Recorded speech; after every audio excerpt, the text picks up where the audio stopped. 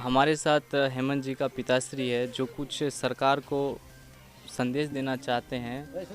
उनके द्वारा कुछ मांग तो नहीं है, उनका लड़का वापस तो नहीं आएगा, कहीं से भी कुछ कर लिया जाए, पर वो सरकार से कुछ मांग कर रहे हैं कि जैसे इनके पुत्र के साथ हुआ है और ऐसा दोबारा किन्हीं फैमिली के साथ ना हो, चाहे उनका बेटा हो, कोई भी हो पर्सन, उनके साथ ना हो। इसके लिए वो कुछ दो शब्द कहना चाह रहे हो और सरकार को ये संदेश देना चाह रहे हैं। मैं सरकार से यही संदेश देना चाह रहा हूँ कि यदि आप मेरा बेटा को अच्छी श्रद्धांजलि देना चाहते हैं तो मेरे गांव में आज दिन से मेरा बेटा एक भी न मरे, इसके लिए हमारे गांव से बलान बांध तक बांध और पुल दे दे, ताकि हमारे गांव में और ऐसा घटना न घट सके।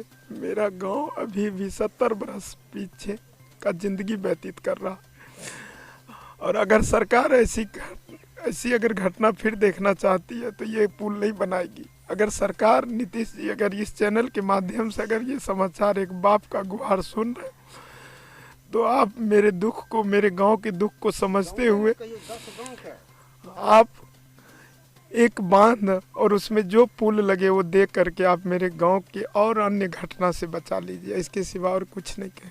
नमस्कार दोस्तों, मैं शिवशंकर साहब, आप देख रहे हैं हमारी सोच न्यूज़ नेटवर्क। जैसे कि हम लोग ने बताया था कि अगर डेथ बॉडी मिलता है तो हम लोग जिनका डेथ बॉडी मिलता है उनका घर जाएंगे। तो अभी मॉर्निंग टाइम में करीबन 5 साढ़े 5 बजे के आसपास कुछ फुइया गांव के आसपास डेथ बॉडी मिला, जो ग्रामीण वहां से लेके और प्रशासन के द्वारा तिलकेश्वर थाना ले गया। उसके बाद उन्हें दरभंगा रेफ़र कर दिया गया है, शायद पोस्टमार्टम के लिए। पर डेथ बॉडी का जो हालत है उसे पोस्टमार्टम नहीं किया जा सकता, क्योंकि डेथ बॉडी पिघल रहा था। पानी करीबन 40-42 घंटा हो गया था, 48 घंटा लमसम हो गया। तो जो डेथ बॉडी को पोस्टमार्टम करने की हालत में नहीं है। अभी हम हेमंत कुमार के घर पे है, जिनका देहांत हुआ है, जो डूबे थे, जिनका डेथ बॉडी मॉर्निंग मिला था।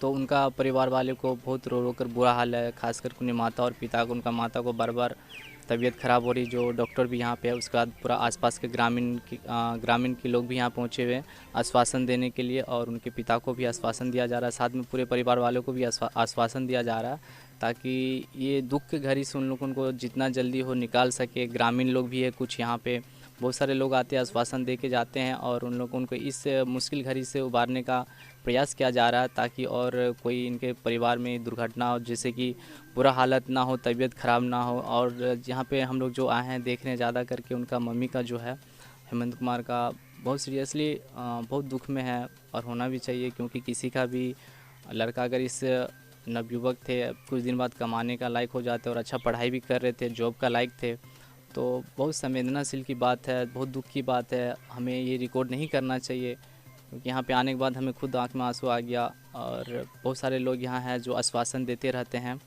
तो जैसे कि अभी आप जान रहे हैं कि ये वीडियो जो है उनका घर में हम लोग आके शूट कर रहे हैं, यहाँ पे बना रहे हैं।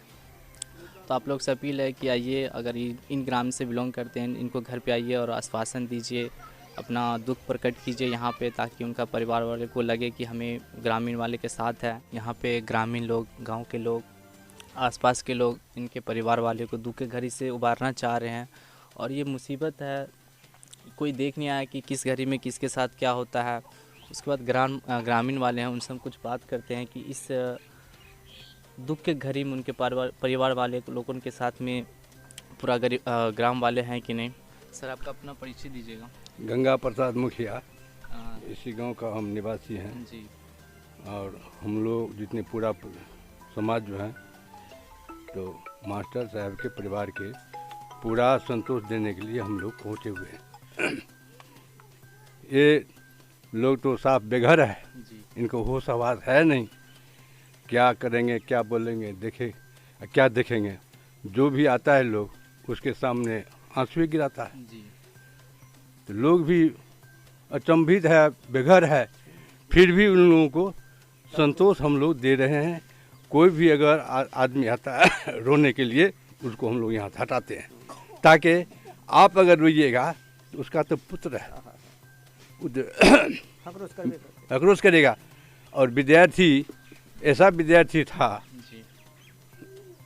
जो कुछ कहना मुश्किल हो रहा है, वैसा संस्कारी लड़का शायद आज अच्छा चाचा जी, आपसे एक सवाल है, थोड़ा हेमंत जी के बारे में विस्तार में बताइएगा थोड़ा। तो हेमंत जी के बारे में बोल रहे हैं, वो ऐसा लड़का है हेमंत जी जो शायद इस गांव में उसके जोड़ा में नहीं है, और जिस परिवार में वो रह रहे थे उस परिवार को, बाल बच्चे को भी बोली विचार सभी सुधार दिया है। और इतना तक कि उसके परिवार में जितने भी बच्चे हैं उस बच्चे को एकाध नाम का शब्द नहीं है। यह सब हेमंत की कृपा से ही है। हेमंत बहुत मिथिला में रह चुके हैं और मिथिला के आवाज़ से इस परिवार को रोशन कर दिए हैं।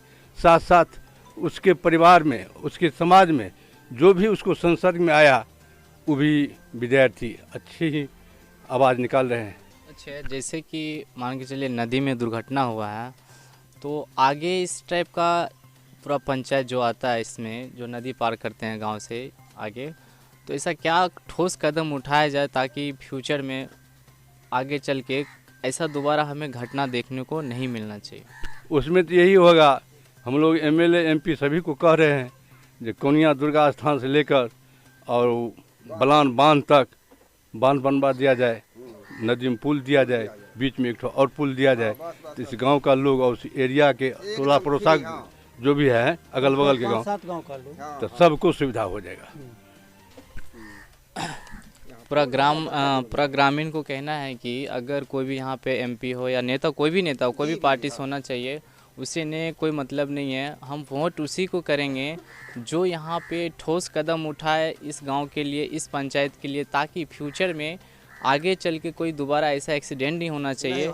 और वोट देने से पहले ये लोग वादा कर रहे हैं कि इस नदी में ठोस पुल का निर्माण हो, ताकि ये नहीं कि अभी कोई बांस उसका पुल का निर्माण कर दिया हो तत्काल है, तो उसके बाद फिर आगे चल के दुर्घटना का शिकार हो। इन लोगों का कहना है कि यहाँ पे बहुत ज़रूरी ठोस पुल का आवश्यकता है। तो सभी नेता से इन लोग बात भी कर रहे हैं, और मैं भी अपना चैनल के माध्यम से जितना भी इस क्षेत्र का नेता है, सरकार को भी मैं कहना चाह रहा हूँ कि यहाँ पे पुल होना बहुत ज़रूरी है।